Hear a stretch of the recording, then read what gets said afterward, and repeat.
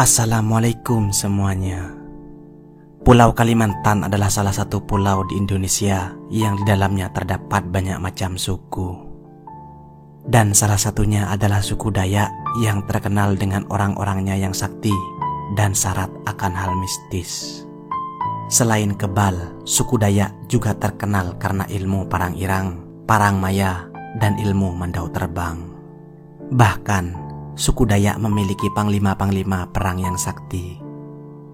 Nah, dengan dimilikinya ilmu kebal, ilmu mandau terbang, dan para panglima yang sakti, mengapa Indonesia atau Kalimantan dapat dijajah oleh Belanda?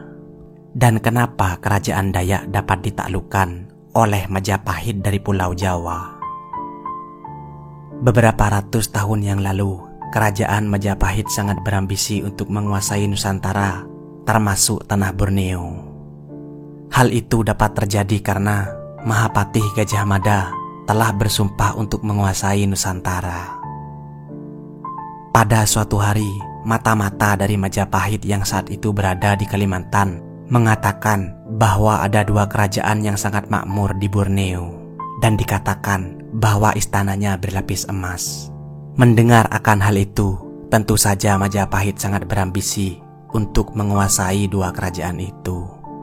Dan kedua kerajaan itu adalah Tanjung Puri dan Nansarunai. Lalu pada 1356 Masehi, Majapahit mengirimkan ekspedisi militer pertamanya ke Borneo. Penyerangan pertama terjadi pada 1309 Masehi dengan kekuatan 40.000 pasukan yang menyerang kerajaan Nansarunai. Namun, penyerangan pertama ini mengalami kegagalan.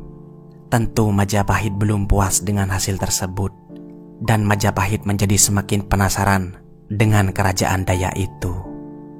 Kemudian di masa Raja Sri Tribuana Tunggadewi lewat Mahapatih Gajah Mada kembali melakukan penyerangan ke Nansarunai antara 1339 sampai 1341 Masehi. Serangan kedua ini lagi-lagi berhasil ditangkis oleh perlawanan hebat dari warga Dayak.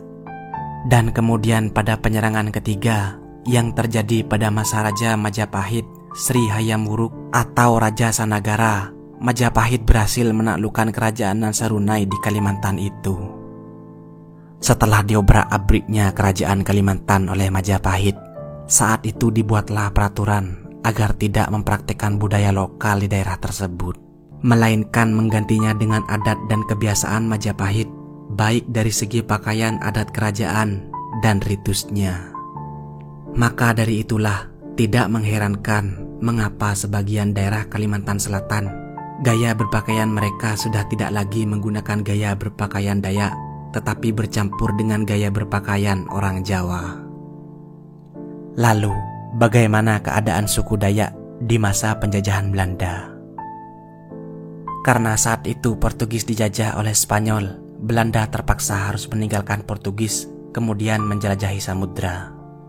Hingga pada tahun 1595, Belanda melanjutkan rutenya hingga ke Nusantara yaitu Indonesia. Saat itu Belanda membawa 4 kapal yang dipimpin oleh Cornelius de Houtman. Nah, sejarah penjajahan Belanda di Indonesia ini saya kira kalian sudah tahu, yaitu berlangsung selama 350 tahun. Jadi berkuasanya Belanda di Indonesia adalah karena dahulu orang-orang Dayak di Kalimantan hanya mementingkan wilayahnya masing-masing.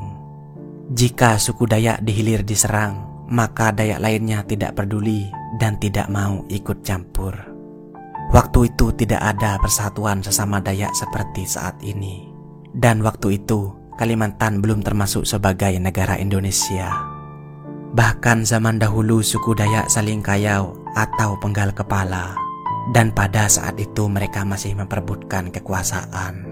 Ya, seperti video yang sudah saya bahas sebelumnya. Contoh lainnya bahwa pada saat itu suku Dayak masih belum bersatu dan saling berebut kekuasaan adalah kisah Arya Magat, yaitu Raja Dayak yang diserang oleh kelompok Dayak lainnya sehingga kepalanya terpenggal. Padahal Arya Magat ini dikenal akan kesaktiannya. Bahkan konon ia pernah membuat gentar Gajah Mada, sehingga Arya Magat ini dijuluki sebagai Patih Gumantar. Ketidakadanya sosial sesama Dayak inilah yang membuat Belanda betah berlama-lama di Kalimantan. Meskipun begitu, Belanda sebenarnya takut akan tradisi kayau suku Dayak yang mengakibatkan Belanda kehilangan banyak tentaranya dengan tanpa kepala. Sampai akhirnya Belanda mengusulkan rapat untuk ditiadakannya tradisi kayau oleh suku Dayak ini.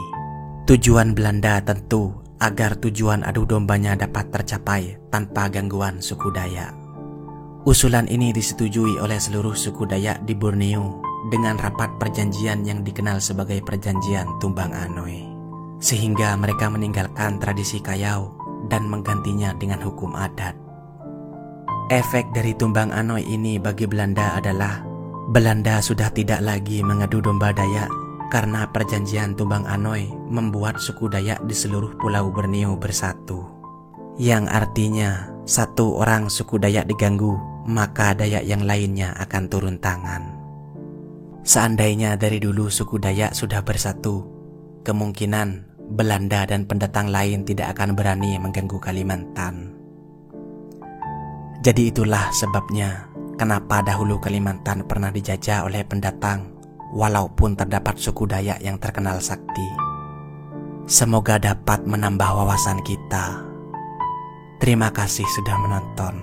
Ciao, hasta luego.